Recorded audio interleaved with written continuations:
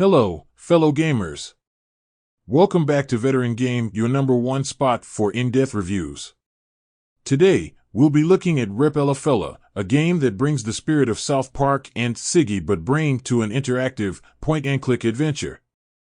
Developed by the solo artist Misadventurous, this game is unapologetically Australian, rich with style and personality. It's not for everyone, but it's definitely my cup of tea.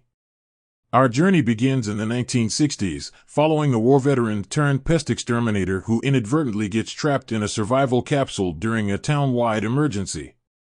After what he believes is a 15-year stint underwater, he emerges to a startling discovery: Australia, now blanketed in snow and occupied by Russian and American military forces. With this compelling setup, you'll experience the story from 3 different characters, each playing an integral part in the narrative. The mechanics in Repella Fella are familiar for an adventure game. You'll interact with items, characters, solve puzzles, and make decisions to drive the story forward. Occasionally, you might find the gameplay weighed down by fetch quests, but generally, the pacing is well executed. Interesting enough, the game automatically uses collected items when necessary, which streamlines the gameplay significantly. However, the lockpicking aspect, which turns out to be a guessing game, could use a bit more spice. A key component of Repella Fella is its dialogue and consequential choices that influence the narrative. You'll get to decide how to handle various situations, some of which can turn hilariously violent, contributing to the dark humor of the game. What's even more intriguing is that there's no wrong choice; you're always put back to decide again. Regrettably, the ending feels like a hook for a sequel rather than a closure, which is a bit of a letdown, given that a follow-up game isn't guaranteed. Still, the journey leading up to it is worth every moment. The humor in Repella Fella is a class of its own. The Aussie larrikin approach might not appeal to everyone, but if you're like me and enjoy this style of comedy, you'll have a great time.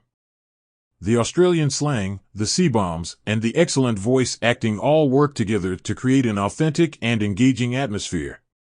The game's visuals take a page from adult cartoons, blending post-apocalyptic and futuristic elements in an intriguing depiction of Australia.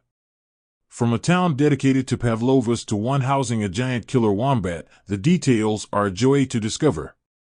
The quality of the animations is truly commendable, often resembling an animated TV show.